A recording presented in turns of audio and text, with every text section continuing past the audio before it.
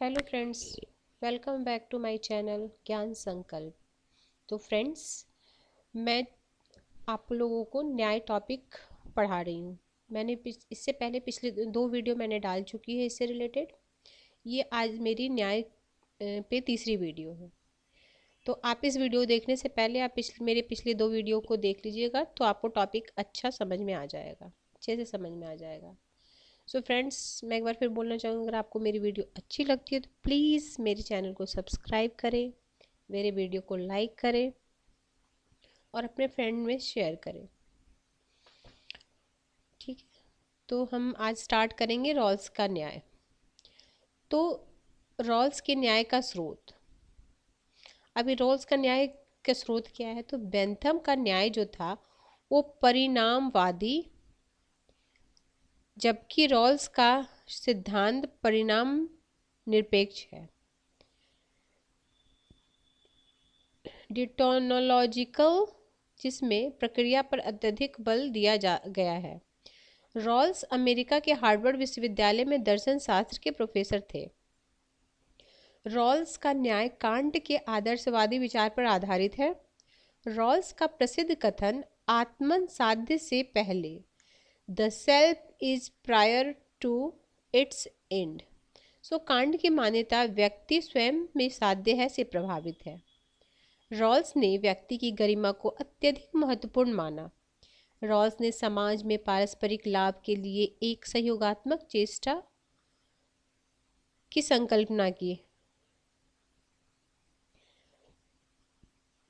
सहयोगात्मक चेष्टा, वेंचर की संकल्पना की।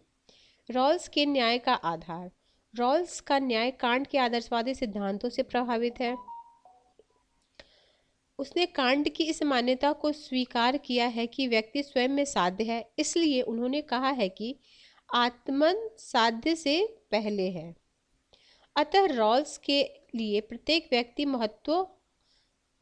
व्यक्ति का महत्व समान है। रॉल्स ने बेंथम के न्याय के मूल आधार को अस्वीकृत किया। तो ये क्वेश्चन बनेगा कि रॉल्स ने है किसके न्याय को अस्वीकृत किया, या ये आज ये हो जाएगा कि बेंथम के उपयोगितावादी न्याय का समर्थन किया, जिसका खंडन किसने? बेंथम ने उपयोगितावादी न्याय का समर्थन किया, जबकि इसका खंडन रॉल्स ने किया। ये आप लाइन लिख लो, बेंथम के उपयोगितावादी न्याय का खंडन किसने किया? रॉल्स ने किया। रॉल्स के न्याय के सिद्धांत की मूल विशेषता क्या है? तो सबसे पहले इनकी दो बुक का नाम है, वो आप नोट डाउन करो। पहली बुक है अ थ्योरी ऑफ जस्टिस। सीधे क्वेश्चन में पूछ दिया जाएगा थ्योरी ऑफ जस्टिस किसने बुक लिखी, या चार बुक के नाम दे देंगे और उसको मिलाने के लिए दे दिया जाएगा। अलग अलग थिंकर के चार बुक, और एक तरफ थिंकर एक तरफ बुक्स के नाम। और कभी कभी थिंकर के बुक्स के कालक्रमानुसार भी सजाने को आ जाता है। तो एक बार आप ये बुक और इसके कब किस वर्ष प्रकाशित हुआ वो भी लिख लीजिए। अ थ्योरी ऑफ जस्टिस 1971, और दूसरा है justice as a fairness, restatement 2001। ये दोनों बुक को आप प्लीज़ नोट डाउन कर लीजिए। फिर रॉल्स के अनुसार न्याय समाज का सबसे मुख्य और प्रमुख गुण है, मतलब न्याय पे ये बहुत ज़्यादा बल देते हैं। रॉल्स के न्याय को मैक्सिमाइन प्रिंसिपल भी कहा जाता है। रॉल्स का न्याय विभेदों के नियम पर आधारित है। तो रॉल्स का न्याय किस पे आधारित है? तो विभेदों पे आधारित है। ये बुक है ना, ये विभेदों पे आधारित है। रॉल्स के न्याय की संकल्पना शुद्ध प्रक्रियात्मक है। हमने अभी जब न्याय टॉपिक स्टार्ट किया गया था, प्रक्रियात्मक न्याय और तात्विक न्याय के बारे में बताया गया था ना। तो ये जो रॉल्स की न्याय की संकल्पना शुद्ध प्रक्रियात्मक न्याय है। तो रॉल्स के न्याय सिद्धांत को आच्छादित एकता, ओवरलैपिंग कंसेंसस कहते हैं, का सिद्धांत भी कहा जाता है। आच्छादित एकता का सिद्धांत कहा जाता है। रॉल्स के अनुसार प्रत्येक व्यक्ति को न्याय पर संस्थापित अनुलंघनीयता होती है, अपनी विशिष्ट मान्यताएं होती है। इसका निर्धारण बहुमत नहीं करेगा। ठीक है, हर की अपनी होती है, बहुमत नहीं करेगा इसका निर्धारण। ये लाइन आप लिखिए, रॉल्स ने अपने न्याय सिद्धांत में निम्नलिखित वस्तुओं को क्रमिक रूप से स्वीकार किया। देखो फ्रेंड्स, आप मेरी वीडियो को अच्छे से 2 से 3 बार अगर आप सुन लें, फिर आप इसके रिलेटेड एमसीक्यू करें इस टॉपिक के, तो मुझे नहीं लगता कि कुछ क्वेश्चन हो सकता, लेकिन ज़्यादातर क्वेश्चन आपसे सॉल्व हो जाएंगे। अब ये वीडियो मैं कंप्लीट करने के बाद इससे रिलेटेड एमसीक्यू भी कराऊंगी, ठीक है। फिर रॉल्स के न्याय सिद्धांत का निर्माण। तो रॉल्स के न्याय सिद्धांत का निर्माण करने के लिए सामाजिक समझौते और अज्ञानता के पर्दे का सहारा लिया गया। अब रॉल्स के न्याय का सिद्धांत, अब देखो सामाजिक समझौता हॉब्स लॉ रूल से है, आधुनिक युग में सामाजिक समझौता की बात कौन वो करता है, रॉल्स करते हैं, ठीक है। ये दोनों नोट कर लीजिए, ये वाली लाइन, ये वाली लाइन। फिर है अज्ञानता के पर्दे से आसे व्यक्ति को समाज में अपनी वर्तमान स्थिति का पता नहीं तथा व्यक्ति का भी पता नहीं, ठीक है। हम किस पोजीशन पे कहाँ हैं हमें कुछ पता नहीं है। व्यक्ति अपने लाभ को बढ़ाना चाहता है तथा दूसरे के प्रति ईर्ष्या नहीं रखता है। रॉल्स का समझौता तार्किक व्यक्तियों का समझौता है। व्यक्ति तार्किक के साथ नैतिक भी है। व्यक्ति निस्वार्थ भाव से समझौता करता है। व्यक्ति सर्वाधिक सुरक्षित मार्ग का चयन करता है। वह समझौते में जोखिम भरे मार्ग का चयन नहीं करता। न्याय तार्किक चयन का परिणाम है। जो न्याय है वो तार्किक चयन का परिणाम है, ये आप नोट डाउन कीजिए। रॉल्स का न्याय उदारवादी लोकतांत्रिक व्यवस्था की पृष्ठभूमि है। अब रॉल्स का न्याय क्या है, उदारवादी लोकतांत्रिक पृष्ठभूमि का भाग है। बदतर परिस्थिति में भी सर्वाधिक वस्तु अर्जित करना रॉल्स के अनुसार वस्तुओं से आज से बदतर परिस्थितियों में प्राथमिक वस्तुओं से है। विशुद्ध प्रक्रियात्मक न्याय। रॉल्स का न्याय विशुद्ध प्रक्रियात्मक है क्योंकि रॉल्स ने प्रक्रियाओं की निष्पक्षता पर अत्यधिक बल दिया। उसने अज्ञानता की कल्पना न्याय की निष्पक्षता बनाने के लिए किया है। अज्ञानता के पर्दे के पीछे किसी भी व्यक्ति को अपनी विशेष क्षमता और प्रतिभा का ज्ञान नहीं है। इसलिए समझौता पर आधारित न्याय का विचार सभी के लिए समान अवसर प्रदान करता है। इसके अनुसार सामाजिक कल्याण के लिए स्वतंत्रता पर प्रतिबंध नहीं लगाया जा सकता। आगे रॉल्स बोलते हैं, रॉल्स ने न्याय सिद्धांत का निर्माण 17वीं शताब्दी के समझौता सिद्धांत के तरीकों का प्रयोग किया, ठीक है। फिर रॉल्स के न्याय के राजनीतिक परिप्रेक्ष्य क्या है। अभी तो हमने उसको विशुद्ध प्रक्रियात्मक बोला, अब उनका क्या पृष्ठभूमि है। तो रॉल्स ने न्याय का निर्माण कल्याणकारी राज्य के अंतर्गत किया तथा उसने न्याय को व्यावहारिक आधार प्रदान करने के लिए लोकतांत्रिक राज्य की पृष्ठभूमि को आवश्यक माना। इस संदर्भ में उसने राज्य के कार्य को निम्नलिखित भागों में बांटा। अब राज्य के कितने कार्य उन्होंने, तो रॉल्स के अनुसार राज्य के कार्य तो आवंटन, स्थायित्व, स्थानांतरण, फिर वितरण, ठीक है। अब सबका नाम लिख लीजिए, बस एक्सप्लेन मैं करती हूँ उसको एक एक करके। प्रतिस्पर्धा पूंजीवादी बाजार व्यवस्था में राज्य के द्वारा कीमतों का नियंत्रण होगा और प्रगतिशील करारोपण किया जाएगा। दूसरा है स्थायित्व, व्यक्तियों को पूर्ण रोजगार दिलाने का प्रयत्न किया जाएगा तथा सभी व्यक्ति रोजगार के चयन में स्वतंत्र होंगे। स्थानांतरण, सभी के लिए न्यूनतम आय की गारंटी जिसमें दीर्घकालिक रूप से न्यूनतम स्थिति में रहने वाले लोगों की आय में वृद्धि हो। पूंजीवादी प्रतिस्पर्धा व्यवस्था में मानवीय आवश्यकता को उपेक्षित करना कठिन है, अतः सभी के लिए न्यूनतम आय का प्रबंध करना चाहिए जिसमें न्यूनतम स्थिति में रहने वाले लोगों के लिए अधिकतम लाभ हो। न्यूनतम स्थिति में रहने वाले लोगों के लिए भी अधिकतम लाभ हो। फिर है वितरण या डिस्ट्रीब्यूटिव। देखो अगर एक क्वेश्चन ये बनता है कि डिस्ट्रीब्यूटिव जस्टिस सर्वप्रथम किसने दिया, तो अरस्तु ने दिया। और आधुनिक युग में डिस्ट्रीब्यूटिव जस्टिस किसने दिया, तो रॉल्स ने दिया। 2 क्वेश्चन इसे बनते हैं डिस्ट्रीब्यूटिव जस्टिस से। फिर अब ये है क्या डिस्ट्रीब्यूटिव जस्टिस, ये देखते हैं हम।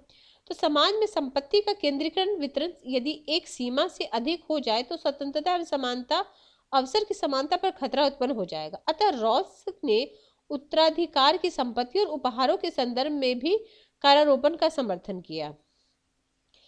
अब रॉल्स की जहां बुक आपने 2 बुक लिखी है, वहीं पे ये भी बुक लिखी है। रॉल्स की जो बुक है पॉलिटिकल लिबरलिज्म 1993, एवं द लॉ ऑफ पीपल्स 1993, ये दोनों लिख लीजिए। फिर प्राथमिक वस्तुओं के प्रकार। अब प्राथमिक वस्तुओं के क्या क्या प्रकार हैं? तो प्राकृतिक प्राथमिक वस्तु बुद्धि और स्वास्थ्य। सामाजिक प्राथमिक वस्तु क्या? अधिकार, स्वतंत्रता, संपत्ति एवं गरिमा, सम्मान, ये सामाजिक प्राथमिक वस्तु है। फिर है न्यूनतम स्थिति में रहने वाले लोगों को अधिकतम लाभ से तात्पर्य प्राथमिक वस्तुओं के आवंटन से है। ठीक है, जो न्यूनतम स्थिति में रहने वालों को क्या है? अब प्राथमिक वस्तुओं का आवंटन से है। यह आवंटन केवल बदतर परिस्थिति में लागू होता है तथा उसके पश्चात व्यक्ति को स्वतंत्र प्रतिस्पर्धा के लिए छोड़ दिया जाए। रॉल्स के अनुसार ऐसी विषमताएं स्वीकार की जा सकती है जिसमें वंचित लोगों का कल्याण हो। रॉल्स के न्याय को क्षतिपूर्ति का सिद्धांत भी कहा जाता है, क्योंकि प्रतिभाशाली लोगों की प्रतिभा का प्रयोग करके वंचित लोगों का कल्याण किया जाएगा। ठीक है, अब है प्राथमिकता का क्या सिद्धांत है? तो न्याय सामाजिक कल्याण एवं कुशलता दोनों से प्राथमिक है। न्याय जो है सामाजिक कल्याण और कुशलता दोनों से प्राथमिक है। समान स्वतंत्रता का अधिकार पहली प्राथमिकता है। अवसर की समानता दूसरी प्राथमिकता है। न्यूनतम स्थिति में रहने वाले व्यक्तियों का कल्याण तीसरी प्राथमिकता। अब ये प्राथमिकता को डिवाइड किया तो पहली प्राथमिकता क्या है? समान स्वतंत्रता का अधिकार। दूसरी क्या है? अवसर की समानता। तीसरी क्या है? न्यूनतम स्थिति में रहने वाले व्यक्तियों का कल्याण। रॉल्स के अनुसार इस क्रम में कोई भी परिवर्तन संभव नहीं है, मतलब इसी क्रम में होना चाहिए, इसमें कोई परिवर्तन नहीं होना चाहिए। पहले उन्हें समान स्वतंत्रता मिले, फिर अवसर की समानता मिले, फिर न्यूनतम स्थिति में रहने वाले व्यक्तियों के कल्याण। रॉल्स के न्याय सिद्धांत, अब इतना तो रॉल्स के न्याय सिद्धांत के बारे में बताया गया। अब उनके सिद्धांत की आलोचना क्या हो सकती है? तो देखो, समुदायवादियों द्वारा रॉल्स की व्यक्ति की संकल्पना को अतार्किक और अव्यावहारिक बताया। जो समुदायवादी हैं वो रॉल्स की जो संकल्पना है वो उनको अतार्किक अव्यावहारिक बोलते हैं। समुदायवादियों के अनुसार, अब बोलेंगे रॉल्स की, अब जो समुदायवादी होंगे वो करेंगे। जिस समुदायवादी ने इसकी आलोचना की, समुदायवादी के अनुसार न्याय का कोई एक मात्रा और सर्वमान्य परिभाषा नहीं हो सकती, बल्कि विभिन्न समूहों के लिए, विभिन्न समुदाय के लिए न्याय की विभिन्न धारणा आवश्यक है। इसलिए न्याय का कोई एक मानदंड नहीं हो सकता है। अब ये समुदायवादी अमर्त्य सेन ने अपनी बुक, अब अमर्त्य सेन की बुक मैंने आपको पिछले क्लास में लिखा है, जब मैं जस्टिस पढ़ा रही थी तब मैंने आपको बुक का नाम लिखा है, तो इसलिए आपको अभी लिखने की जरूरत नहीं है इनकी बुक का नाम। ये बुक बहुत इंपॉर्टेंट है, अगर आप नहीं लिखे तो अभी लिख लो आप। मार्क्स के अनुसार, अब देखो पहले समुदायवादी ने इनकी आलोचना की, अब मार्क्स ने क्या इनकी आलोचना की। तो मार्क्स के अनुसार, मार्क्सवादियों के अनुसार व्यक्ति मूलतः वर्ग का सदस्य है, इसलिए व्यक्ति के प्रथम समझौता की कल्पना नहीं की जा सकती। रॉल्स का न्याय उदारवादी, कल्याणकारी और पूंजीवादी राज्य के लिए है। मतलब रॉल्स का न्याय क्या है? रॉल्स का न्याय उदारवादी, कल्याणकारी और पूंजीवादी के लिए है। तो ऑब्वियसली तो मार्क्सवादी इसकी आलोचना ही करेंगे। नॉजिक द्वारा रॉल्स की आलोचना, अब नॉजिक ने क्या, ये जो नव उदारवादी है या स्वेच्छातंत्रवादी, उन्होंने भी इसकी आलोचना की है। तो नॉजिक ने रॉल्स के नियम की कड़ी आलोचना की तथा उन्हें पूर्ण प्रक्रियात्मक न्याय का समर्थन किया।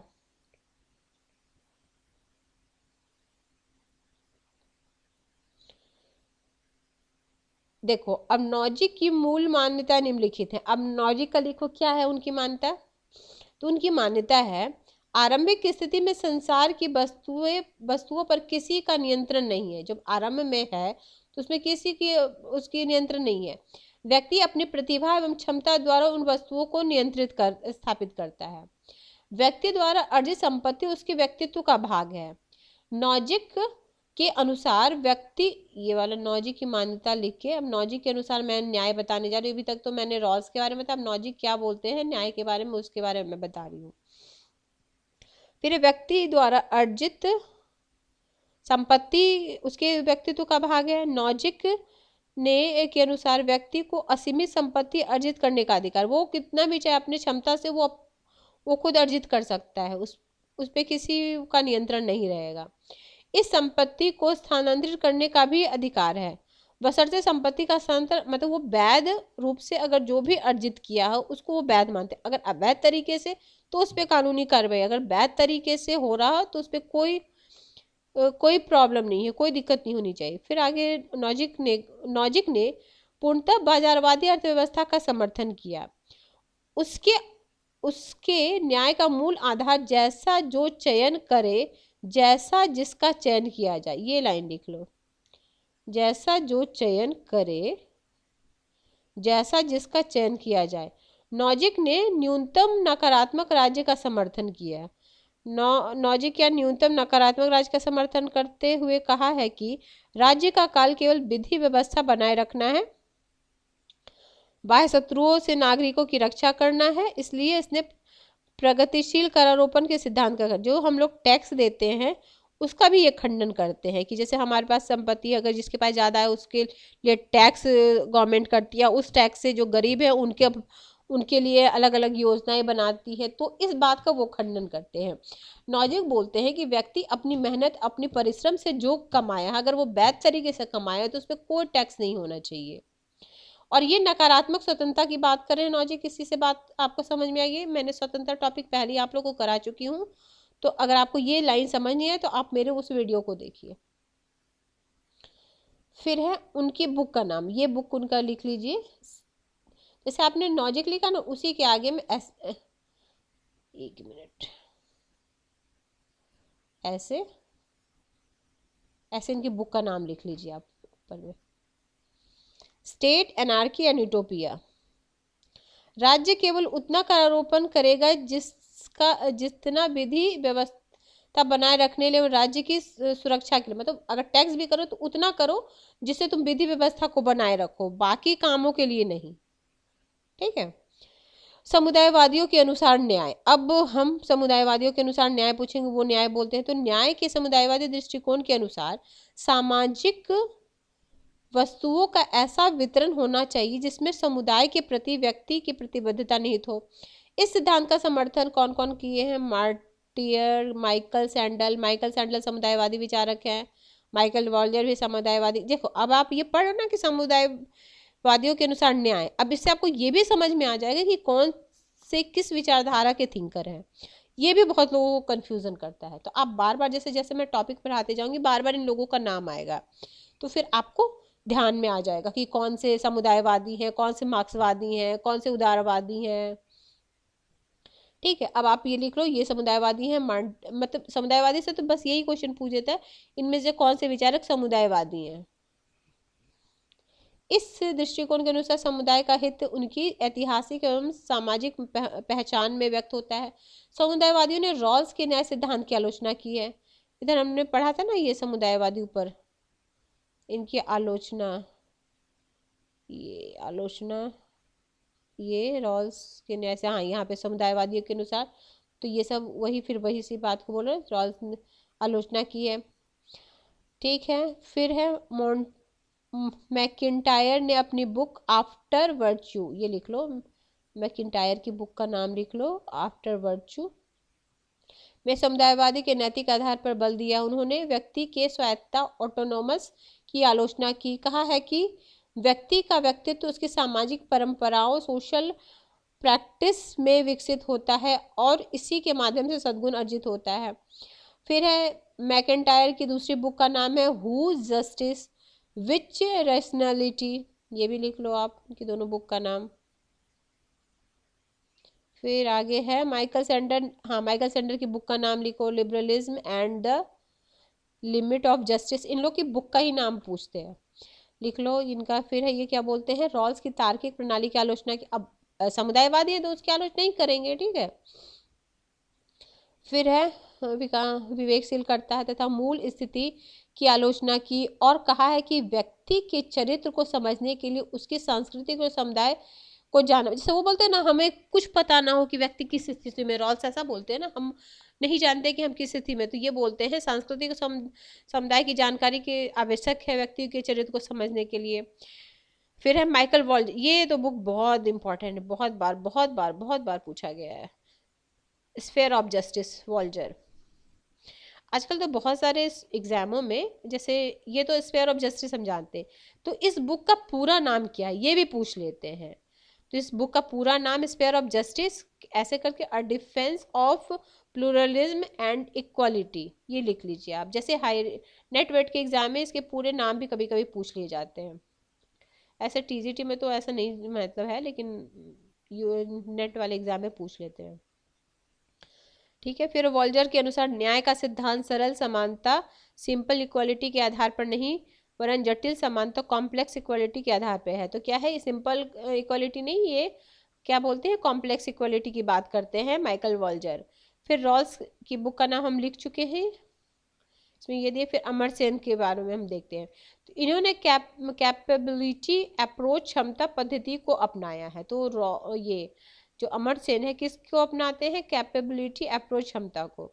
अमर्त्य सेन ने अपनी बुक को डेवलपमेंट एज अ फ्रीडम, ये हम बुक आपको लिखवा चुकी हूँ पिछले क्लास में, अगर नहीं लिखे तो आप अभी लिख लो। क्षमता का समर्थन किया है, लोगों की क्षमता में वृद्धि करने का अभिप्राय जीवन की गुणवत्ता में सुधार करना। लोकतांत्रिक व्यवस्था को दृढ़ समर्थन करते हुए कहा है कि लोकतांत्रिक व्यवस्था में अकाल की घटना नहीं होती, बल्कि लोकतांत्रिक व्यवस्था के द्वारा आर्थिक विकास बेहतर रूप से अर्जित किया जा सकता है। अमर्त्य सेन के अनुसार व्यक्तियों की मध्य विभिन्नताएं लिंग आयु के आधार पर निर्मित होती है और ये भिन्नताएं प्राकृतिक है, जबकि दूसरी भिन्नताएं परिस्थितियों के रूप में उत्पन्न होती है। उदाहरण के लिए जाति एवं संपत्ति पर आधारित विषमता। इसके अनुसार समाज में महिलाओं की स्थिति सामाजिक रूप से अत्यधिक पिछड़ी है, जिसमें दलित महिलाओं की स्थिति ज्यादा गंभीर है। इसके अनुसार बाह्य परिस्थितियों की विषमता अनेक रूपों में विद्यमान है। इसके अनुसार किसी क्षेत्र में विषमता संभव है, परंतु किसी एक क्षेत्र में विषमता का प्रभाव दूसरे क्षेत्र पर नहीं होना चाहिए। वॉल्जर के अनुसार समाज में के अनेक क्षेत्रों होते हैं, जिसमें सत्य है कि एक व्यक्ति संगीत के क्षेत्र में निपुण हो सकता है तो दूसरा व्यक्ति गणित के क्षेत्र में प्रभावशाली हो सकता है, परंतु एक क्षेत्र का लाभ दूसरे व्यक्ति दूसरे क्षेत्र में न उठा सके। अमर्त्य सेन ने अपनी बुक आइडिया ऑफ जस्टिस, ये भी लिखी आइडिया ऑफ जस्टिस, रॉल्स के न्याय की नीति कहा है। देखो, अमर्त्य सेन ने अपनी पुस्तक आइडिया ऑफ जस्टिस में रॉल्स के न्याय की नीति कहा है और इसे सार्वभौमिक संस्थावाद कहा है। न्याय के व्यवहारिक पक्ष पर बल दिया, मतलब इसमें उनकी रॉल्स की न्याय की बात वो करते हैं अमर्त्य सेन।